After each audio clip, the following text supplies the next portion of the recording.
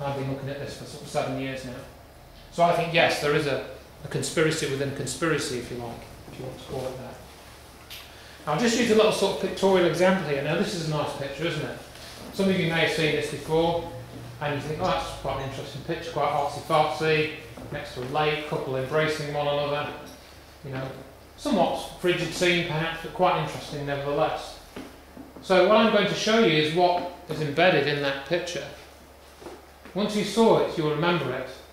Did you see the shape of the baby in the picture? The head, the fingers, the feet. So my illustration there is that once you've seen that picture, you probably remember it, and whenever you look at that picture, you will always see the baby. Now I've pointed it out to you, the shape of the baby. In other words, once you've seen the pattern in the data, a new picture emerges. You have this new understanding of what's there. And that's what my experience has been like with all this stuff. Now, if you want to find the truth about something, if you're really a truth seeker in any way, whether you're just a regular scientist or whether you work in a court as a judge or a detective of any kind, you have to look at the evidence before deciding on the conclusion. You can't just say, well, I know what happened. I know that fire brought down the towers. I know that planes crashed. You have to be open to new evidence. If somebody comes along and says, well, hang on a minute, those plane stories are not quite as clear-cut as you might think, and here's why. If you just say to them, no, I'm not interested in why, then you ain't going to find the truth.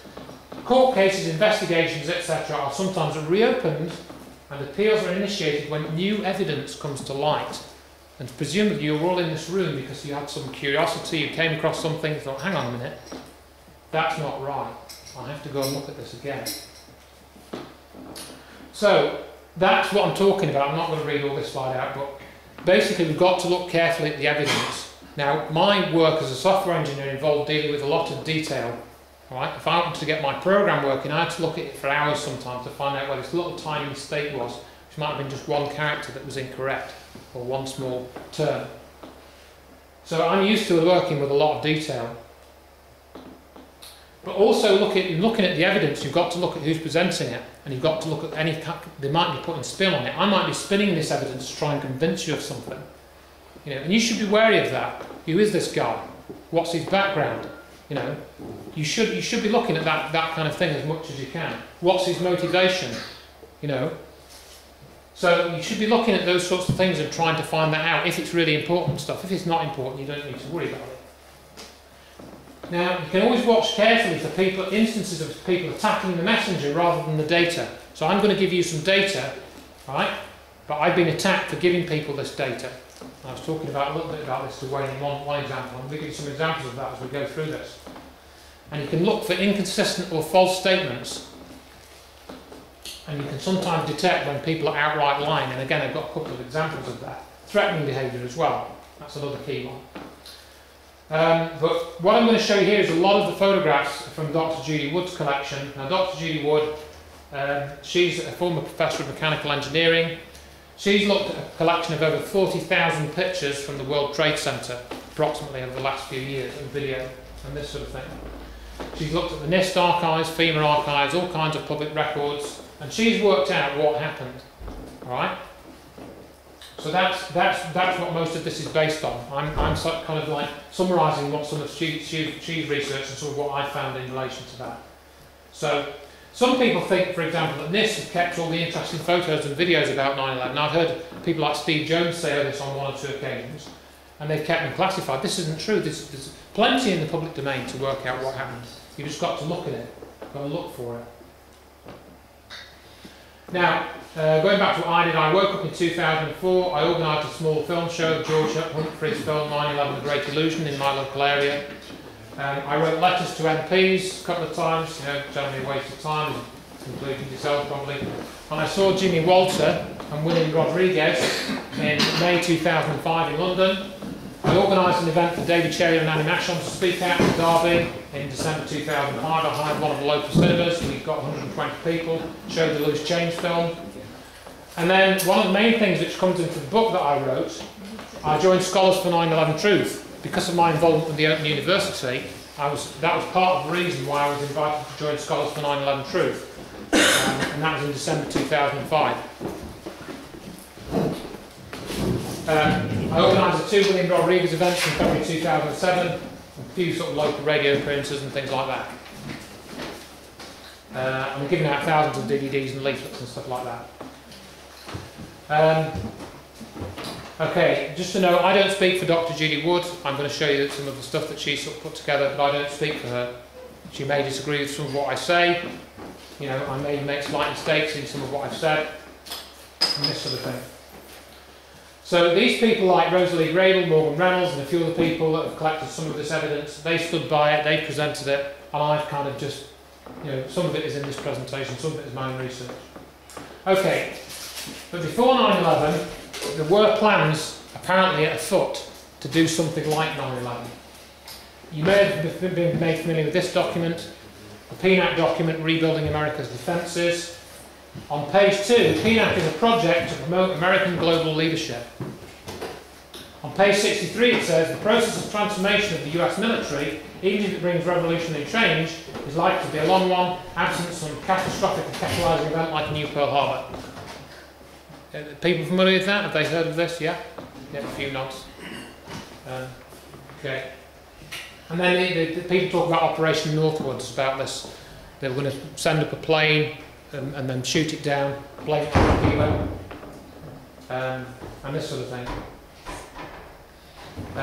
Somebody that I know looked at this document and they noticed that it uses the word holiday rather than the word vacation, which was odd because it was meant to be an American document. So is that itself disinformation? I don't know, possibly. Now, events on 9/11. 3 buildings were destroyed, were completely destroyed outright. Several others were severely damaged, and eventually the whole World Trade Center complex was destroyed. Now, I'd like to ask you a simple question just to start off. Would you say that building is collapsing? No. Right. Any sort of thoughts as to what it might be doing? Stuff is going upwards and outwards. Okay. And what is that stuff that's going upwards and outwards? What does it look like? Some of it's huge. Some of it was huge, wasn't it? Pardon? Some of it was huge. Yeah. Not just dust, it was the huge beams thrown. Well, actually, as you'll see in a moment, there weren't all that many huge beams. There were some, but actually some of them turned to dust before they hit the ground. Not all of them, some of them did. And here's a clip, if it'll play. I might have to click this with my mouse. And I'll just have to go and click my mouse on this. Should have set this up properly, but I didn't. If you watch carefully, you'll see some of these pieces actually turning to dust before they've even hit the ground. And you can see a trail of dust coming from behind them. But even more extraordinarily, in a moment you're going to see a few shots of this thing here. This is 70 stories of unsupported steel. It's come to be known as the spire. And you'll see that remain standing for, I don't know, 7 or 8 seconds after the main building has disappeared. And then you can see it turn to dust before your very eyes. And I've got about 5 or 6 shots of this. Now, you know, you've got to convince yourself of this. I'm telling you this, what if I'm not right? You must go and look at this for yourselves. Go and watch it again when you get home if you can access it. And see if you agree with me. Where was that last bit from with the spire? It was one of the central sections of Tower 2, I believe. Tower 2 is the second one to go down. Well, it's obviously a plane hits it, isn't it? Sorry? It's obvious a plane hits it, isn't it? We'll come to the planes in a bit. But you'll see, he zooms in on this a little bit, you'll see this segment turning to dust before your very eyes. So this is a problem because the official story says the building collapsed due to fires and gravity. Well, we don't really see any flames in that shot. You know, we can see the building burning a bit before this happened. But in that actual shot, there's really not a lot of evidence of either of any fire, any bright lights of explosions. You know, we've had various stories now about the World Trade Center that you may or may not be familiar with. The official story is fire plus gravity. We've had thermite, which I'll talk a lot more about later if I get time. Thermite is a very hot yellow-orange reaction which takes a bit of a time to start it. We've had nuclear explosions, there's another story that came out more recently, and then we've had HAARP as well as a possible. So that's probably the clearest shot, I think, now. Well, you see this thing, because you've got blue sky in the background so you can clearly see. Interesting, the black smoke at the top and this so white at the bottom. Right. Good observation. These are the things that I'd like people to look at. Go and look at the details, because that's where you find the truth, in the details. Sorry, Andrew, what was the spire? What part did it play in? It was, we've seen it again with a sequence of stills. It was some of the central core columns of tower number 2. Okay. And I'll show you what, you've probably seen the pictures of the inside of the World Trade Center. I'll show you those again shortly. What were they made of? Steel. And that's what's supposed to have... The steel turned to dust. That's Yeah, according to the thermite crew. So that would be fizzing like a... Well, in theory, yeah. I mean, bright fizzing. if you watch the thermite reaction on YouTube, as we were discussing in your kitchen tonight. Steel can't turn to dust without going through the molten state. Can't it? Well, can you see any evidence of heat there? No, I can't. Right. So what we're looking at is something that turns steel to dust without going through the molten state. The only thing that I know that can do that, possibly, but not a nuclear explosion, because that involves heat, not a conventional nuclear explosion. Who knows? No, neutron only affects living things. Yeah, a neutron is a neutral particle. It doesn't turn things to dust. Right. Now, just a quick look at building number 7, 47-storey steel building, and that is a debris pile. I'm going to show you one that Dr. Wood posted. This debris pile has hardly gone across the street. This is a very, very tightly controlled demolition. Hardly gone across the street. Now, we saw the spire turning to dust, but actually what happened is the entire buildings turned to dust. They didn't burn down, they didn't fall down. If you read Dr. Judy Wood's book, or go and look at her website, or listen to the interviews that she's done, you'll hear her describe all the evidence. There was a very small seismic signal, I think about 2.3 or 2.6, which was equivalent to about a 20 or 30-storey building falling to the ground. But this picture here, we know when this picture was taken roughly. Well, we know it was taken before 5:20 in the evening.